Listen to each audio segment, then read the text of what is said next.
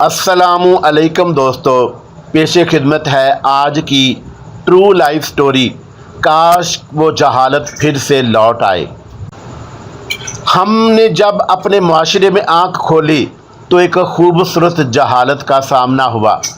हमारा गांव सड़क, बिजली और टेलीफोन जैसी सहूलतों से तो महरूम था, लेकिन इत्मीनान इस कदर था जैसे ज़िंदगी की हर सहूलत हमें मैसर हो। कायनात की सबसे खूबसूरत चीज़ जो मैसर थी वो थी मोहब्बत।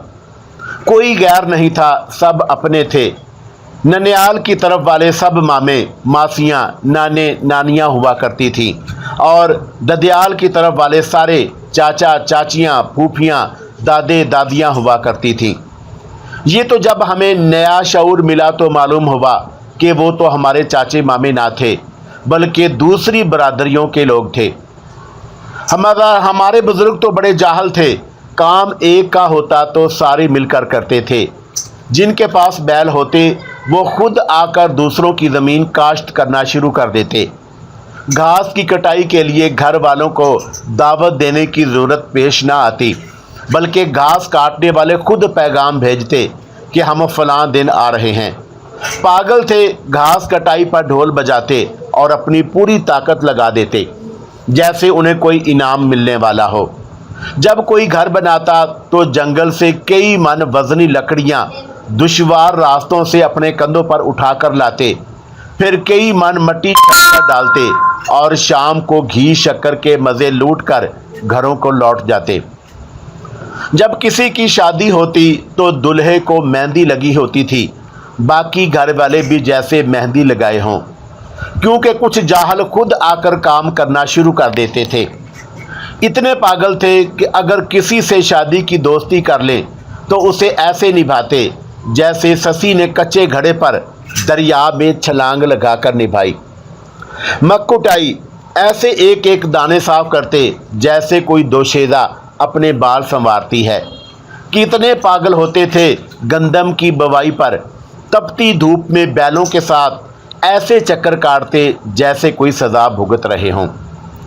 अगर कोई फौत हो जाता तो धाड़े मार मार कर सब ऐसे रोते कि पहचान ही ना हो पाती कि किसका कौन मरा। दूसरों के बच्चों की खुशी ऐसे मनाते जैसे उनकी अपनी औलाद हो। इतने जाहल थे कि जुर्म और मुकदमों से भी वाकिफ ना थे। लेकिन फिर वक़्त ने करवट बदली। अब नई जनरेशन का दौर था, कुछ पढ़ी लिखी बाशऊर जनरेशन का दौर, जिसने ये समझना और समझाना शुरू किया कि हम बेशक सारे इंसान हों, बेशक सब मुसलमान भी हों, लेकिन हम में कुछ फ़र्क है जो बाकी रहना ज़रूरी है। वो फ़र्क बरादरी का फ़र्क है, कबीले का फ़र्क है और रंगो नस्ल का फ़र्क है। अब इंसान की पहचान इंसान ना थी, बल्कि बरादरी थी, कबीला था, और फिर कबीलों में भी कोई एक ख़ानदान था। हर एक साबित करना चाहता था कि मेरा मर्तबा बुलंद है और मेरी हैसियत इम्तियाज़ी है।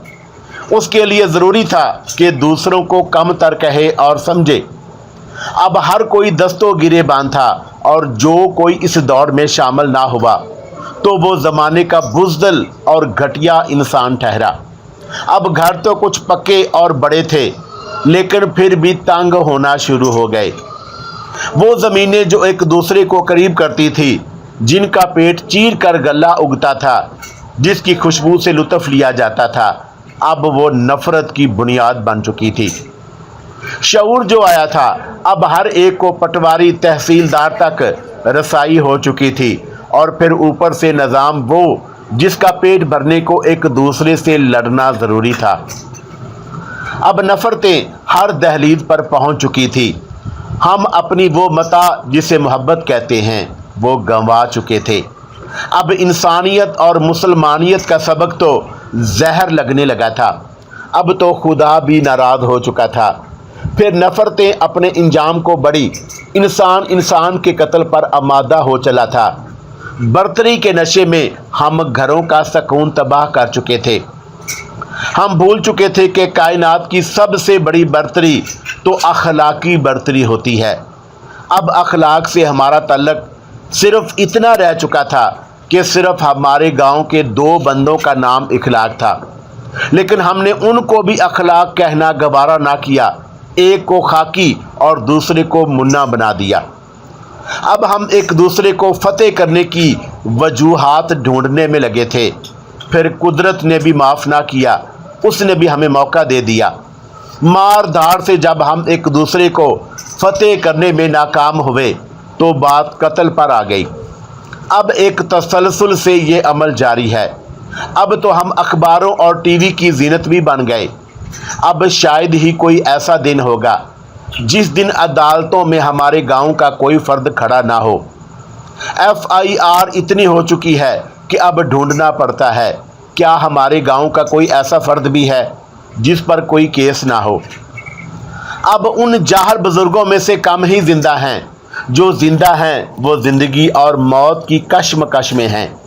ان میں سے اگر کوئی مرتا ہے تو دوسرا اس کا منہ دیکھنے کی خواہش کرتا ہے، لیکن ہم باشعور لوگ اسے یہ جاہلانہ کام کرنے کی اجازت نہیں دیتے، کیونکہ اس سے ہماری توہین کا خدشہ درپیش ہے۔ ان نفرتوں نے صرف انسان ہی نہیں بلکہ سکول اور مسجدیں بھی تقسیم کر دیں۔ اب تو اللہ کے گھر بھی اللہ کے گھر نہیں رہے۔ ہر کوئی اندر سے ٹوٹ چکا ہے لیکن پھر بھی بضد ہے۔ وہ نفرت کا علاج نفرت سے ہی کرنا چاہتا ہے۔ اب محبت کا پیغام برادری اور قبیلے سے غداری سمجھا جاتا ہے۔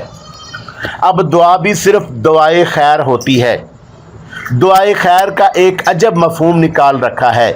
ایک دوسرے سے نفرت کا اظہار کر کے اس کے ساتھ مکمل بائیکاٹ کا نام دعائے خیر رکھ دیا گیا ہے۔ لیکن سوال یہ ہے کہ آخر کب تک؟ کیا ہی اچھا ہوا اگر ہم آج ہی سنبھل جائیں، اپنے اندر کی ساری نفرتیں مٹا کر دوسروں کے حق میں دعا کرنے کی کڑوی گولی کھا لیں۔ پھر ممکن ہے اللہ بھی ہمیں معاف فرما دے اور ہم اس نفرت کی آگ سے نکل آئیں، تاکہ کوئی بچہ یتیم نہ ہو، کسی کا سہاگ نہ اجڑے، کسی کی گود خالی نہ ہو، تاکہ ہم زندگی جیسی قیمتی نعمت کو جی سکیں، اس کائنات کے حسن سے لطف اندوز ہو سکیں اور اپنی آنے والی نسلوں کے لیے ایسا ماحول پیدا کر سکیں کہ وہ شعور، عمل و کردار کی ان بلندیوں پر جائیں کہ وہ خوبصورت جہالت پھر لوٹ آئے میرے دوستو، جس نے انسانوں کو اعلیٰ اخلاق کے درجے پر کھڑا کر رکھا تھا۔ اللہ حافظ میرے دوستو، اللہ حافظ۔